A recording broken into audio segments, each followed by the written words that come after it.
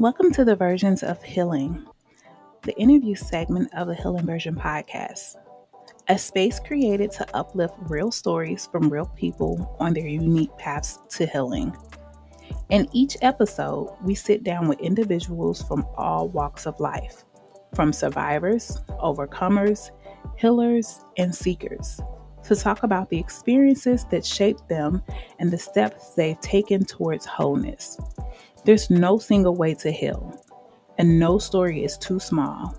Whether the wounds come from trauma, grief, addiction, broken relationships, or self doubt, this segment is here to hold space for every voice and every version of healing.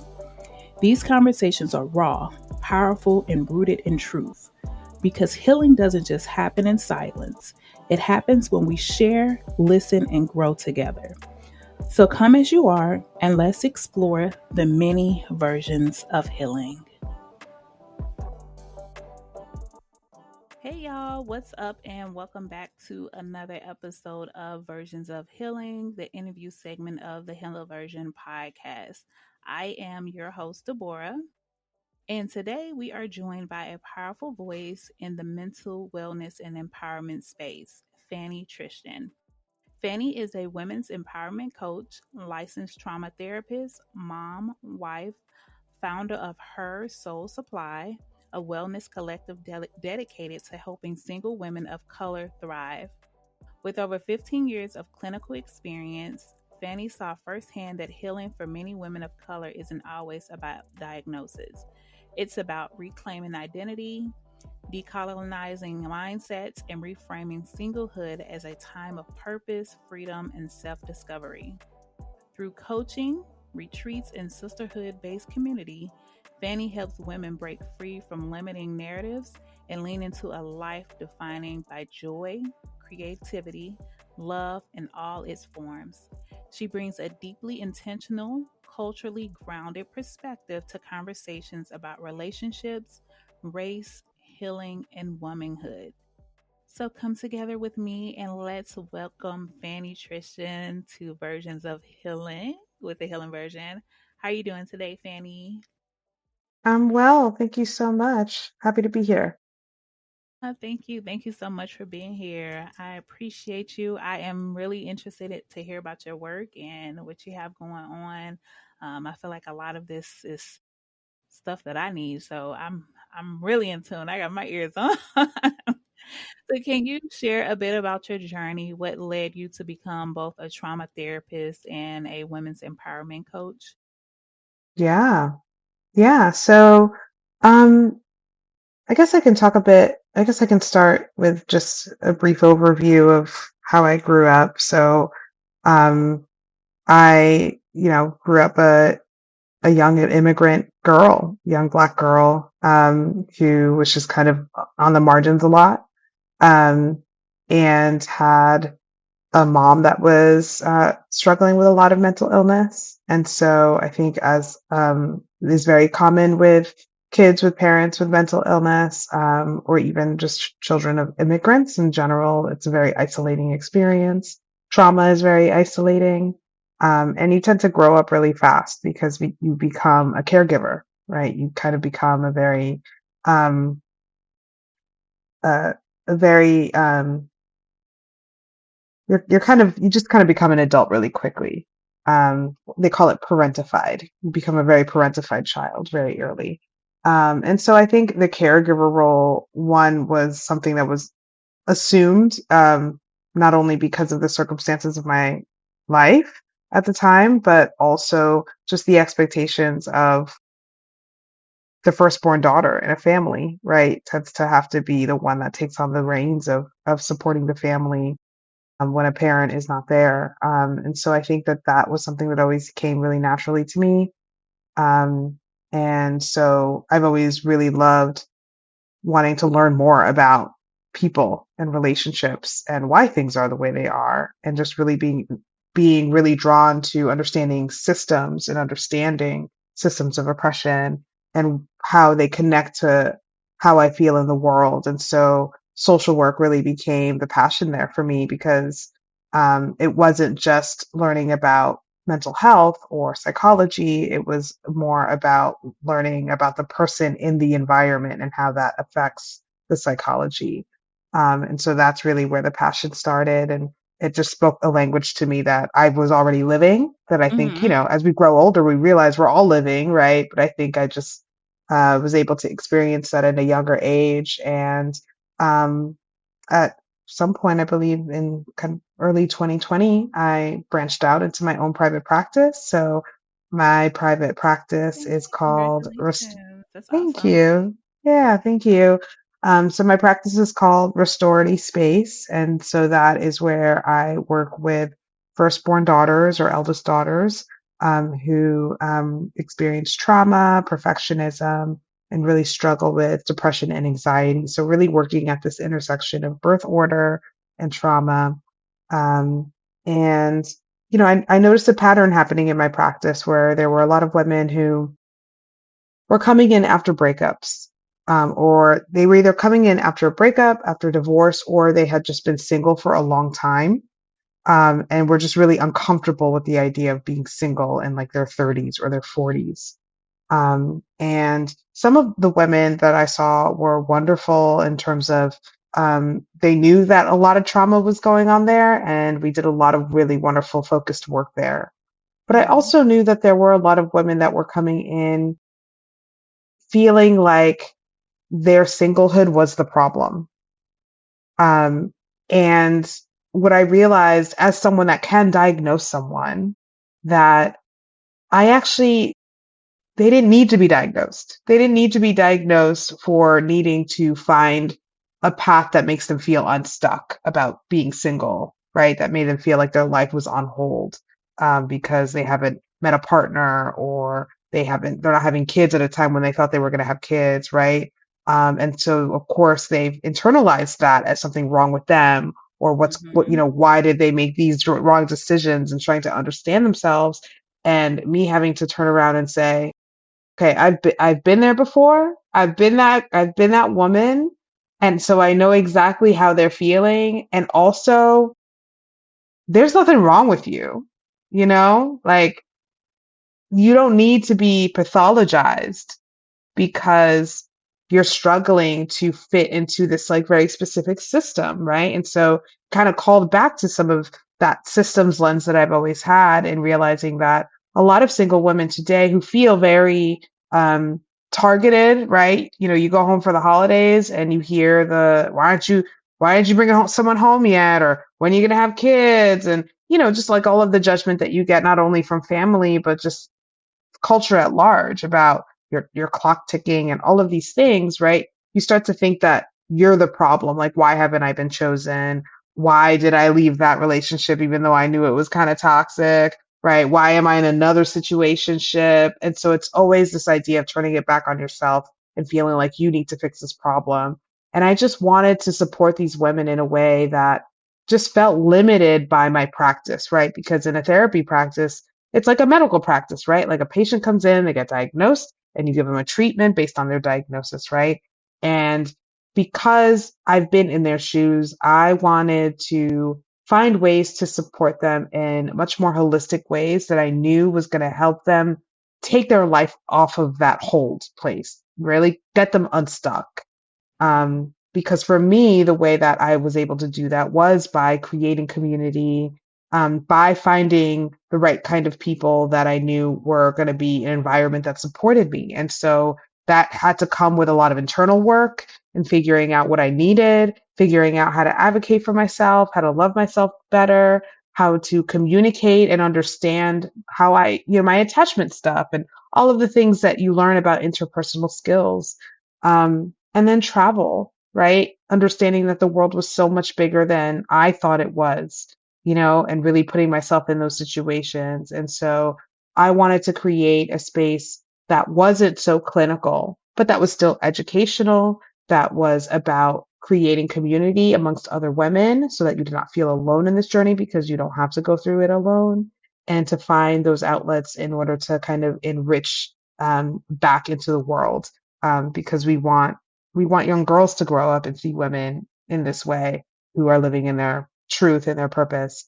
And so that is really what birthed her Soul Supply, which is really this platform that encapsulates all of those things through my live masterclasses, through my retreats, and a lot of the group coaching and in-person events that I run for single Black and Brown women. Awesome. I like that. That's really good. I feel like a lot of women don't have an avenue or don't know that there's resources like you have out there. So I'm really happy to have you on and be able to share all of your resources, because I know part of the reason I started the podcast is because I used to do this show where it was called Relationship Talk with Miss Debo, and people would like ask questions and I would just like tell them what I think. Like I don't have like a degree, I'm not like a relationship coach, but for whatever reason people listen to me and I feel like I give good advice. We would, and then it wouldn't always be me giving advice. Like I have men and we just, talk about relationship stuff. And what I found is that it's a lot of people in relationships that should be in therapy. And I'm like, we shouldn't be talking about relationships. We should be trying to figure out what we need to heal within, because a lot of the issues that people are talking about and that they're saying they have, it's a lot of things that's grounded in like trust issues. And it's like, okay, well, why do you have trust issues? Like, do you want to reflect on that? You can do some shadow work. You want to figure out, like, because there's root problems that you're going to go into and you're going to keep having with every relationship until you figure out what the root cause is. So yes, I can't wait to go and check out all of what you have. So where do you have your retreats? Because I would love to go to a retreat. Yeah. Yeah, I mean, they vary. So, we had our first big retreat last year, and it was in Oaxaca City, Mexico.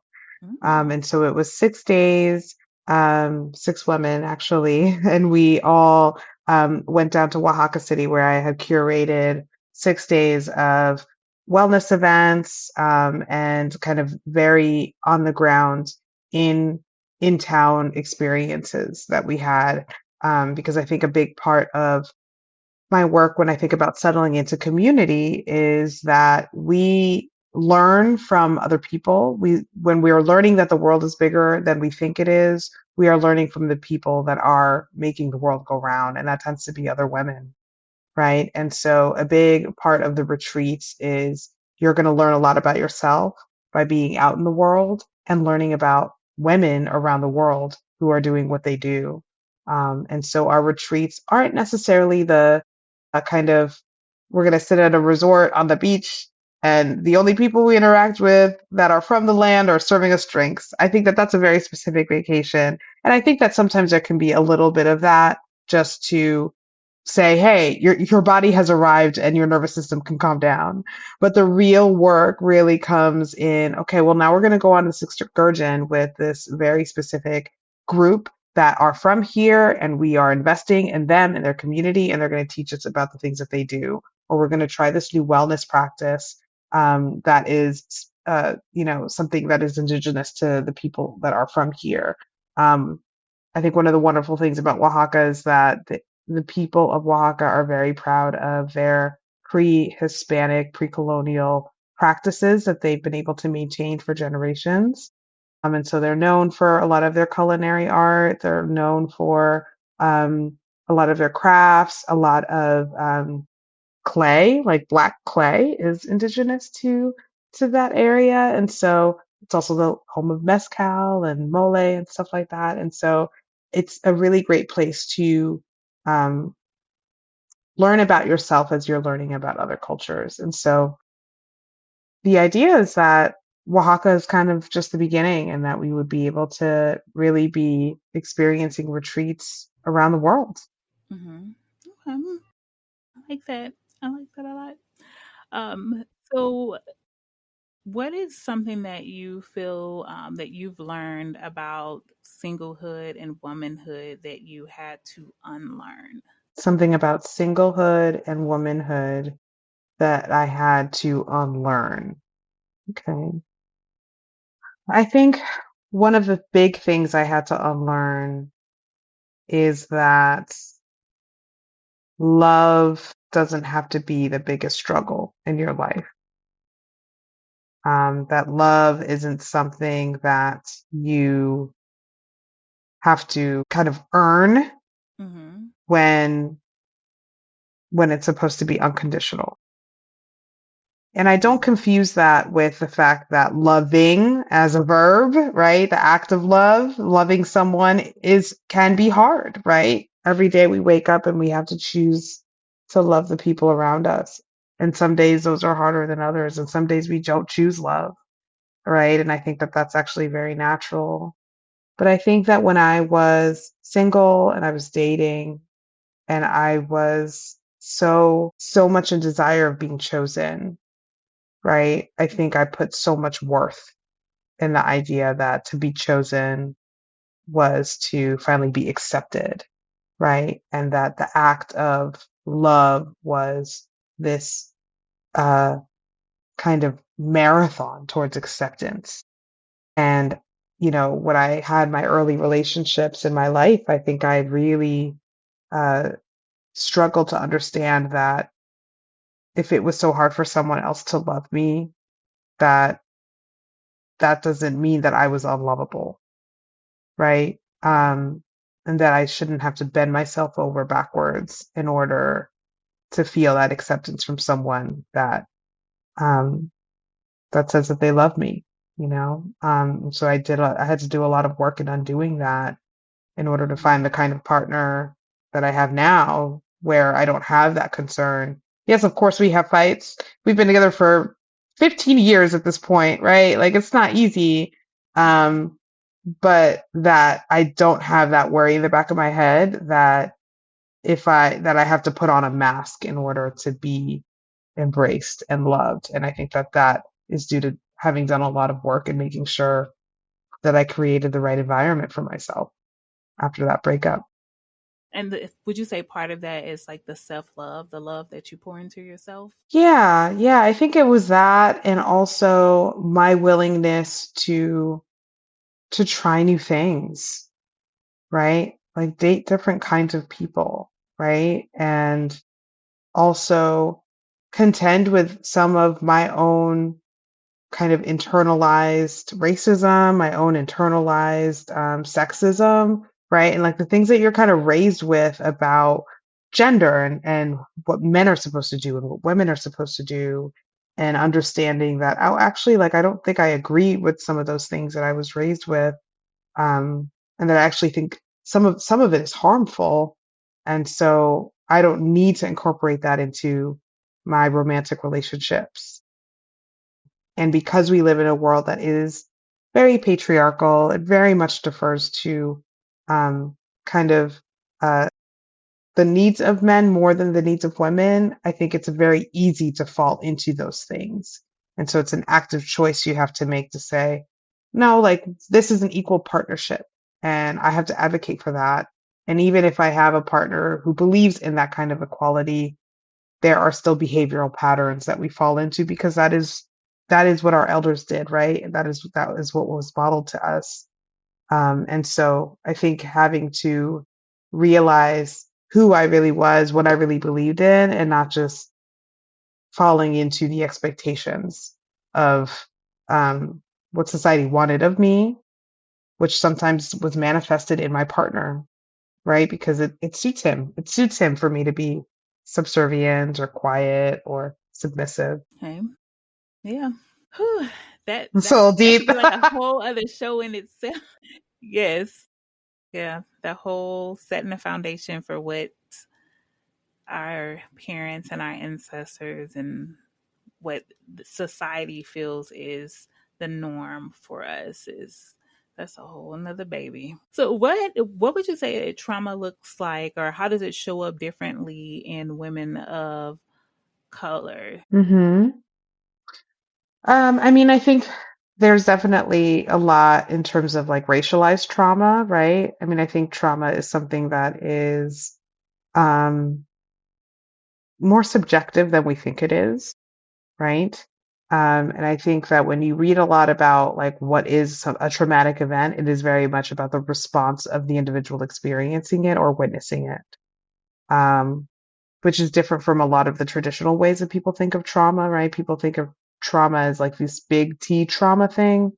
By big T trauma, I mean like a big car accident, a train Mm-hmm. wreck, right? Like Right. war, like being in these incredibly intense experiences that required an ambulance or something like that. Mm-hmm.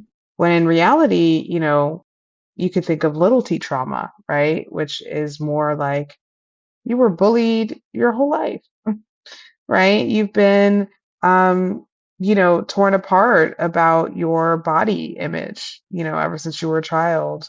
Um, Witnessing violence amongst your parents, witnessing suffering amongst people that you love.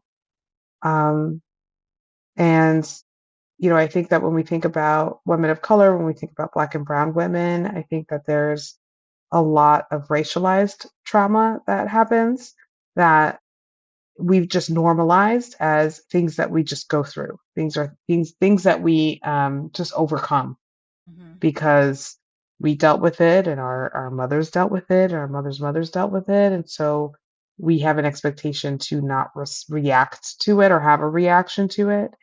And I think that there's a lot more awareness and recognizing like, no, those microaggressions that you hear at work every day, like they take a toll on you. Mm-hmm. Um, and feeling like the token at work, and that also takes a toll on you. Your ability to trust people, your ability to have a healthy relationship with authority figures, right? Like that's all wrapped up in trauma. And sometimes that's from your own personal experience, but that can also be very generational. um, this is a very bizarre story, but it's what I think about sometimes when I think about this. um, I really struggle to be in yoga classes with white instructors who kind of hover over me and then talk about how I have to position myself as an animal.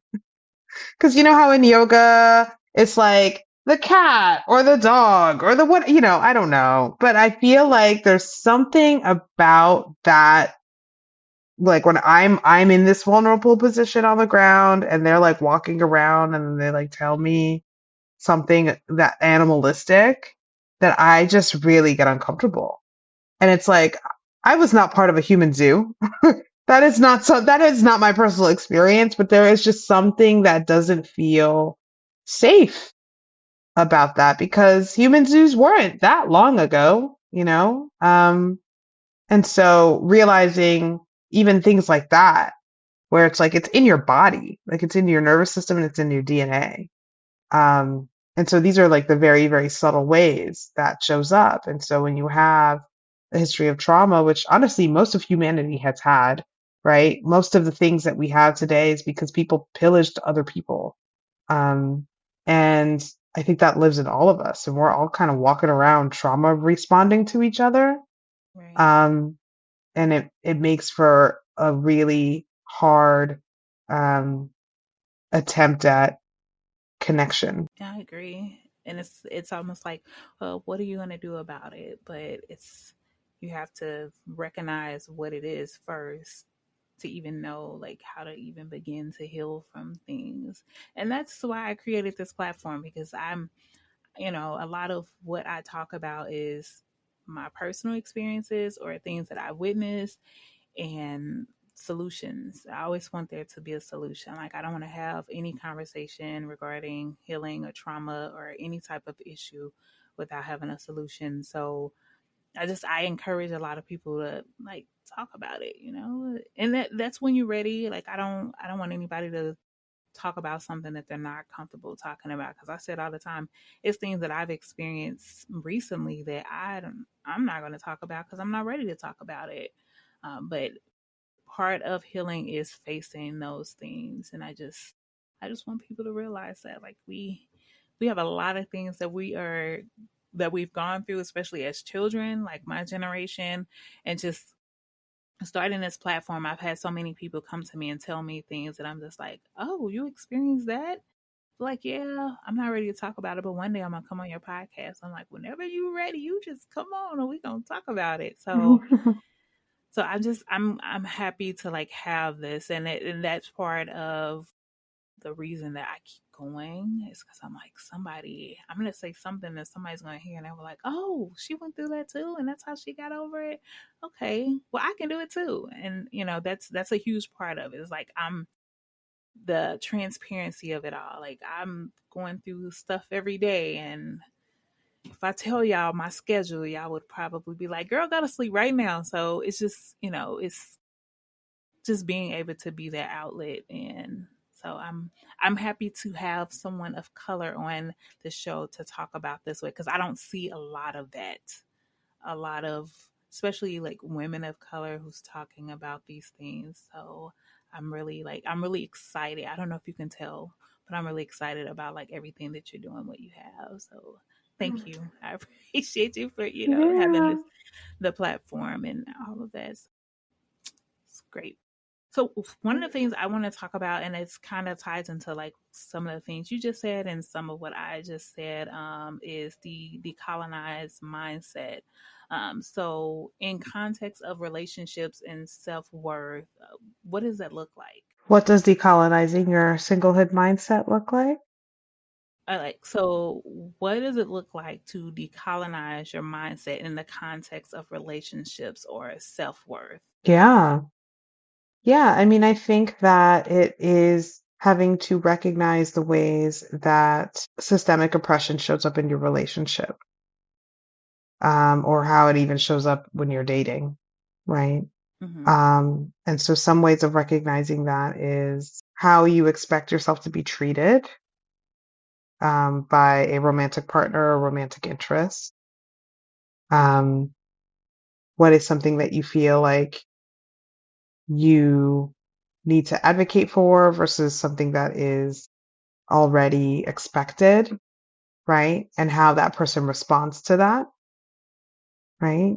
Mm-hmm. What does financial independence look like in relationship, right?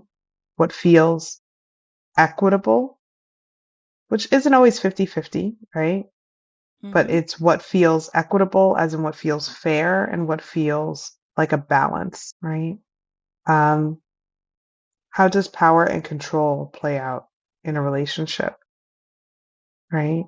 If you're someone who feels like they're always at the whim of their partner, right? They're the ones that control the mood of the whole day because they're really the ones that are in power, right? Being able to question why, right? Is that something that you are reenacting because that's what you saw your mom do? Or is there something else that's going on in which you're not able to claim power, or that it feels unsafe to claim power?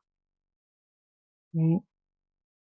So these are like a lot of the questions that I like to ask women around like what does it mean to kind of decolonize your mindset when it comes to patriarchy, when it comes to machismo culture, um, and just this idea of, do you have to mask up to be yourself in a relationship?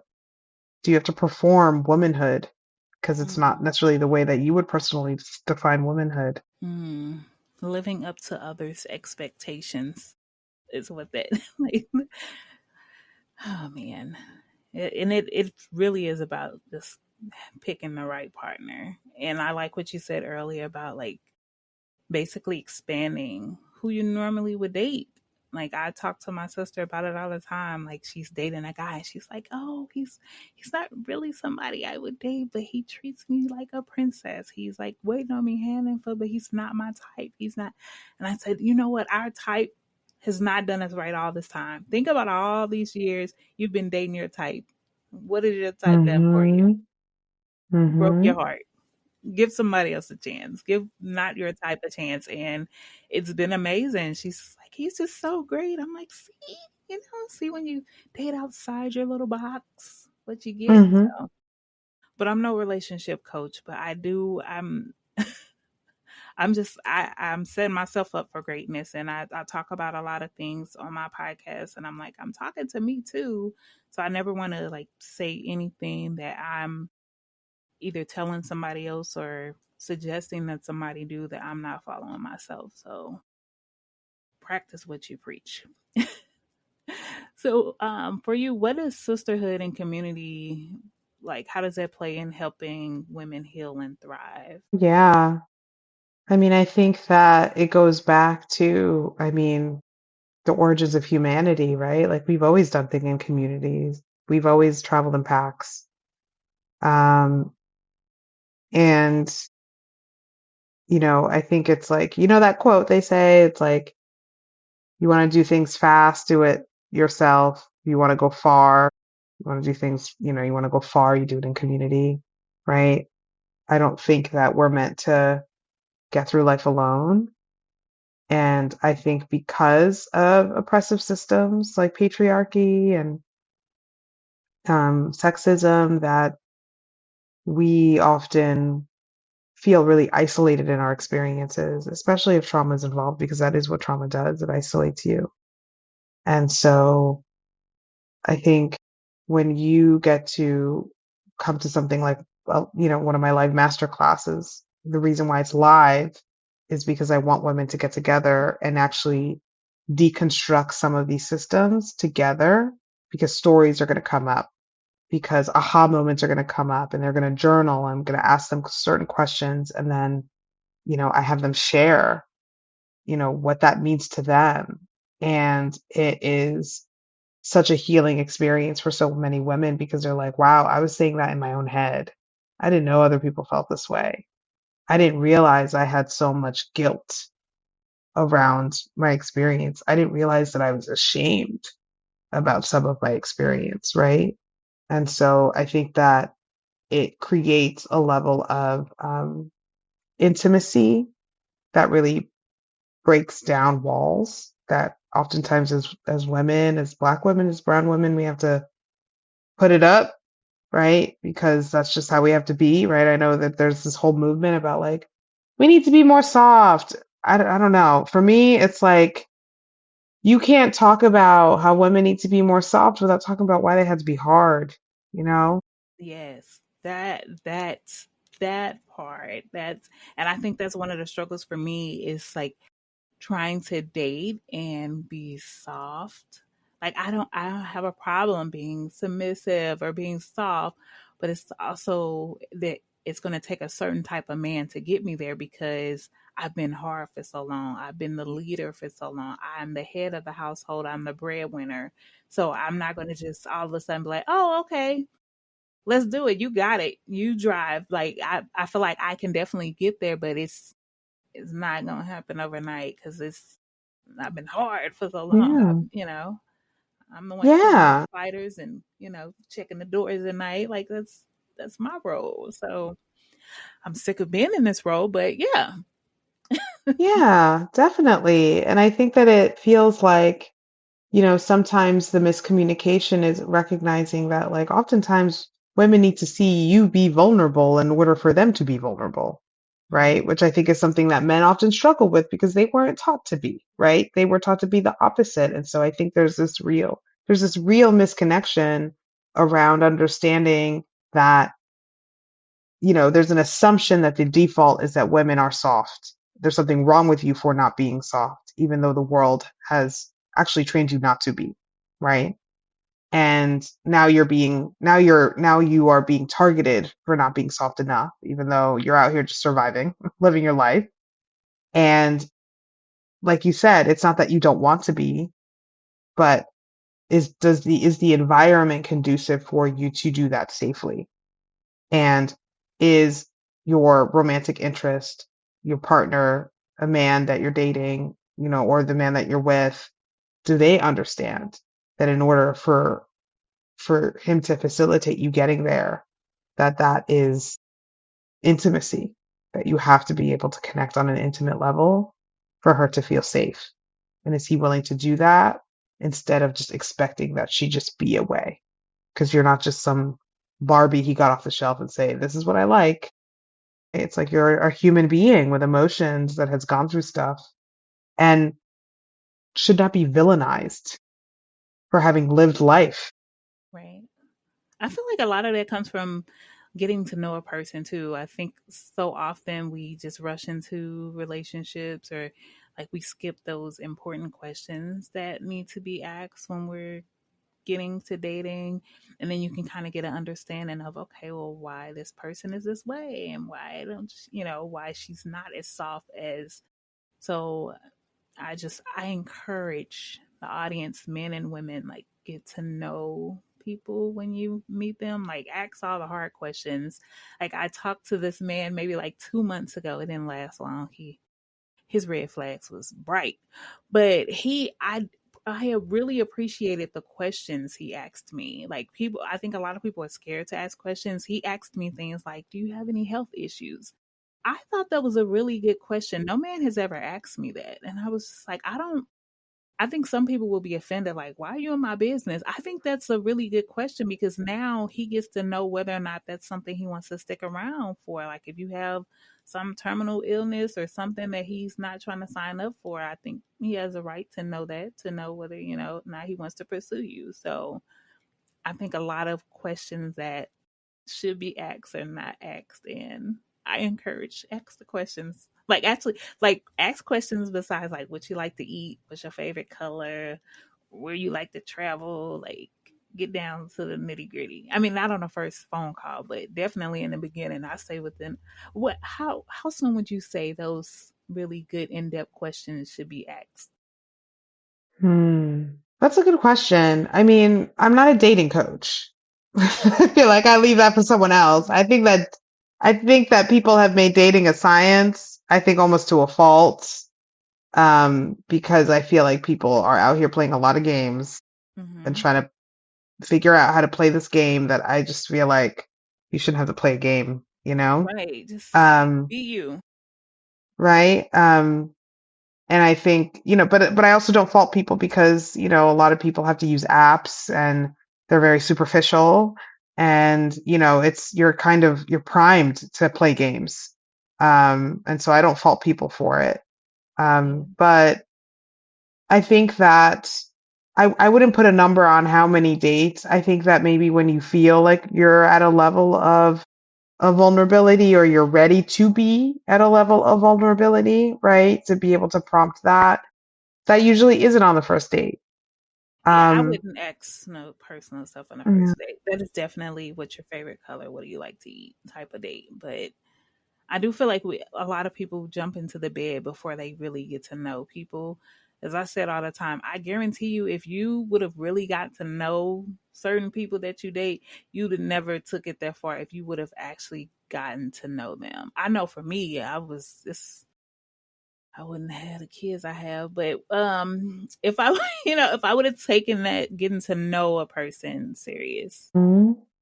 Yeah, I mean, it's interesting that you brought that up because I was talking about this with a client earlier today about, the cycle that they kind of find themselves in, right? Because it's a lot of people that are in what they call like situationships, right? Mm-hmm. Where it's like no one really says what they want, and so then no one really gets what they need.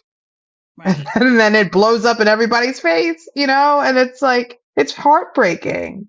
Yeah, Um, and go with the because flow people mentality. yeah, yeah, and I think that's kind of what happens with let's see where it goes, is that it sometimes then turns into a form of avoidance, right? Let's see what happens can be avoidance when you know what you want to happen, Yes, right? Like if you absolutely. know that means that, oh, I would really like to see this person more seriously, or I would like to date them more, or I would like to communicate more, but I'm not gonna say anything because I'm trying to be chill and we're trying to see what happens. It's like, well, you know what happens. What happens Right. is that you like them more. They should know that, and then see what and then see what happens then, right? If they reject that or they think that's weird, then I think that's also information that you need, Yes. right? Either way. Definitely. Either way. And Definitely. I Yeah. think people are scared. It's scared.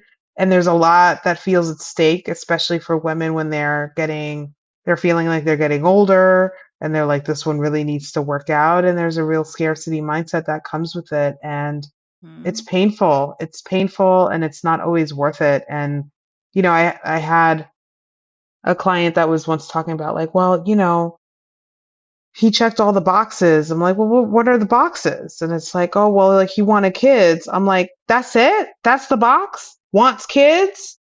I would say, like, what does that even mean? What does that even mean? I want kids, right? Do you know what kind of dad you want to be? There's a lot of different kinds of dads out there, right? Does Yeah. he want to be does he know what kind of dad he wants to be? Do you know what kind of dad you want for your kids? Do you know, does he know the kind of, do you know the kind of partner you need to be the kind of mother you want to be for your kids, right? Because it's a relationship, Right. right? And if you're going to have kids together, whether you get married or not, you impact your ability and capacity to show up for your kids. And so what are those values around, like, well, what what does co-parenting mean to you? What does a supportive partner mean to you? What do you think that you need to offer a wife that's going to birth your children?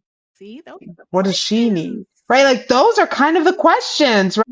And it's Yeah. like only then can you really start thinking about checking a box, Right. right?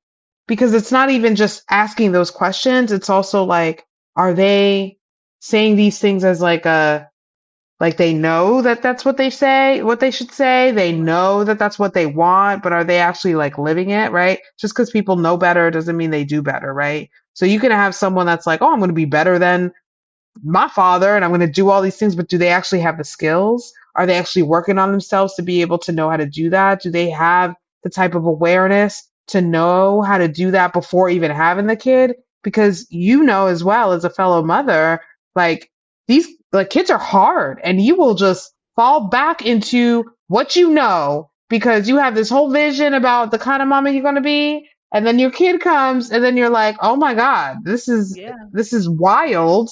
And if you don't have the coping skills, it's like you fall back to what you know, and then there goes the generational patterns, right? And so is this person doing the work that they need to be doing now to be able to be this vision of themselves, Right. right?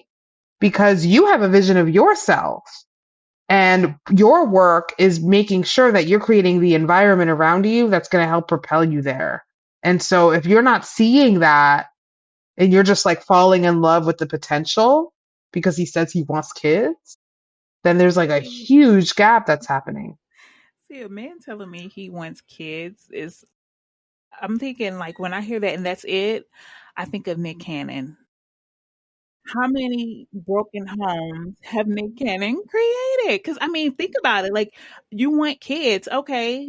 With how But many do you different just, women? Because it's you just want mm-hmm. kids, or you want Like them to you're be basically like, I married. want offspring. Like, do you just Right. want I just, offspring? just a lot of. I'm just leaving my legacy behind. I'm just dropping seeds off, creating a legacy everywhere. Like that's irresponsible. That is so like, I mean, if you go into something and you think you're gonna be with this person forever and y'all have kids together and y'all break up, and that's one thing. But to go around and have like 5 1 year olds by 5 different women and they gotta reach out to your assistant to make time, and this is crazy. Like, it's diabolical, but hey, but I mean, what you're doing is great work. I love to hear that like people are opening up about these things, because it's, the first part to, getting better is being honest about what you are currently in. So what is next for Her Soul Supply? Any retreats coming up, courses? Yeah, yeah. So I just launched my monthly live masterclass. It's called Single, Empowered, and Free. And so that is a workshop that we do to get together and talk about all of the different kinds of systems that make single women feel stuck in their lives, and really start creating that blueprint through journal prompting, through discussion, and really creating that blueprint of what it is to live a life in which you are not kind of centering romance, right? That romance could be there, but that it's actually not the compass in helping you figure out what it is that you need in your life to thrive. And that hopefully that if romance is in that picture, that you're meeting somebody when you're living your best life, right? Not necessarily because you're on hold waiting to live your life with that person. And so we're really kind of creating those action steps of, okay, where's the gap here? What do you need to reflect on? And what happens next? I like that. I'm gonna have to check that out. So can you tell the audience where they can find you, website? social media, all of that good information. Yeah, so they can find me on Instagram and TikTok at Her Soul Supply. And you can also go to my website where I've got some freebies. I've got a blog you can read. And also you can check out my masterclass and some upcoming courses that I have going on. And so you can find me there at hersoulsupply.com. All right. Well, I thank you so much, Fanny, for being here. I appreciate you. I'd love to have you on a future episode to talk about um, more stuff around women and empowerment and embracing our singleness, because there's nothing wrong with being single. It took me a while to realize that, though. I had to go through a major heartbreak that took me through, like, that actually spiraled me into this healing journey that I'm in now, where I had to figure out why I couldn't shake this man. He was just amazing, and I couldn't figure it out, and it it took me back to a childhood wound of abandonment. And I was like, you know what? We got to get this together, because I'm a player. I don't be tripping off these men like that. I can't be out here stumbling over. No, I'm kidding. I kid. But no, it really did take me. I had to figure it out. It was just something about him, and I found out he was a lesson that the universe sent to me so that I can start my healing journey and figure out, like, what really was going on, instead of that spirit of avoidance that I had going on. Yeah, I am yeah. thankful, and I am still going through this. I would definitely be checking out Her Soul Supply. Anything you want to leave the people with before we end the show today? I just want to let people know that they need to remember that the world is always bigger than you think it is. And so step outside that box. Step And thank you outside that so box. much, Deborah. Yeah, You're thank you so welcome. much, Thank Deborah. you. You're welcome. Thank you so much for being here. And thank you guys for listening. Until next time, peace.